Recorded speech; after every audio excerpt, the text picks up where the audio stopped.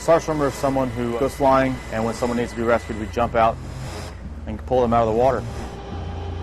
For us in a normal SAR jumps training, you know, we're back home, we're in an area where it's pretty controlled.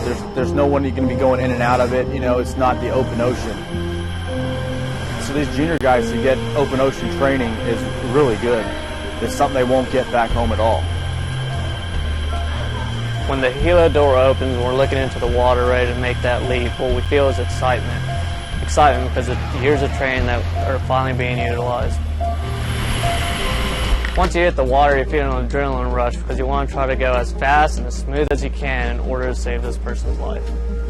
You know, you can sit there and you can see for miles underwater pretty much. And like it's so blue and you're just like, what is swimming underneath me? What other sea life is around? You know, you don't have, you know, control of, like, we have safety boats when we're back home. If something happens, they can come get us, you know, just like that. Out here, you're at the mercy of getting that helo to you. So, you know, you just have to be on your toes at all times.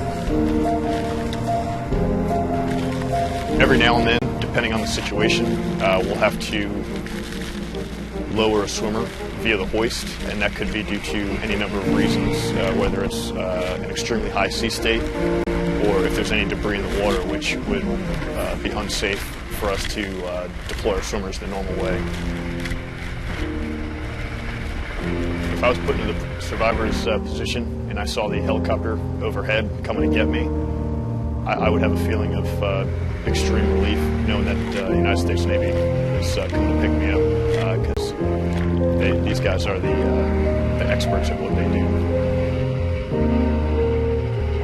And everything, like all the training that we were taught, you're like, man, do I remember this? Do I remember this? As soon as this happens, everything comes back.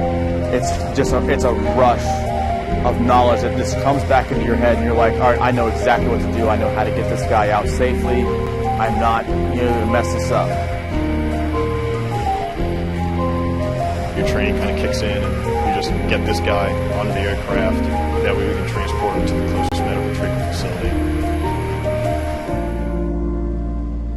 I don't think you really think about your actions until a couple days later, when you're like, oh wow, that guy's alive, because we went and did something about it.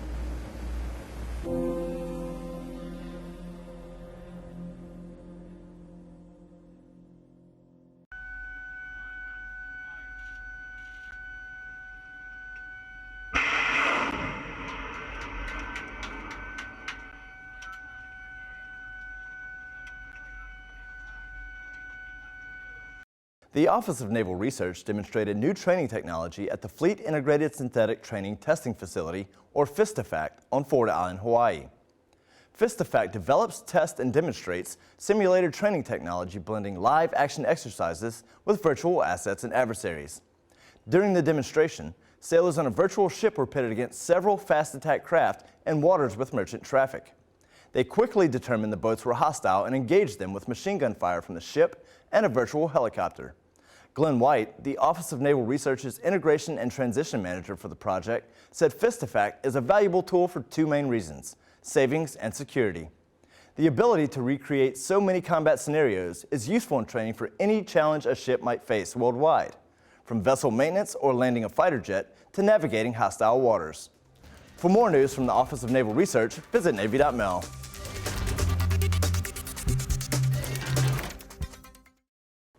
Welcome to All Hands Update. Here's what's happening around your Navy. Center for Surface Combat Systems held a ribbon cutting ceremony for the Littoral Combat Ship Training Facility on Naval Base San Diego. The facility will consist of 3 Independence variant tactical trainers with a fully functional bridge and combat systems capabilities. The trainer can be operated independently for unit-specific training or linked with other trainers for complex missions and tasks. Macon Island Amphibious Ready Group completed a 2-week certification exercise off the coast of Southern California. The Ready Group was evaluated on maritime boarding, combat flight operations, amphibious beach landings, and non-combatant evacuations.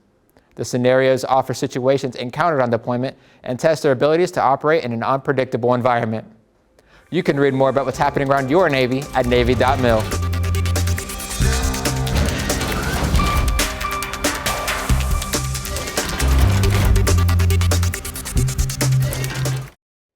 Welcome to All Hands Update. I'm Petty Officer Andrew Johnson. The Navy christened its newest littoral combat ship, or LCS, the future USS Detroit, October 18th. The ship is designated as LCS-7 and is named in honor of the city's deep ties to the U.S. Navy and the shipbuilding industry. Detroit is designed to operate in shallow water environments to counter challenging threats in coastal regions. As a fast, agile, and technologically advanced surface combatant, Detroit will launch and recover manned and unmanned vehicles. Modular design will allow for the addition of new and improved weapons and systems, providing extra flexibility and capabilities to support the fleet into the future. LCS-7 is the 7th ship to bear the Detroit name. Visit Navy.mil and All Hands Magazine online for more information on the LCS class of ships.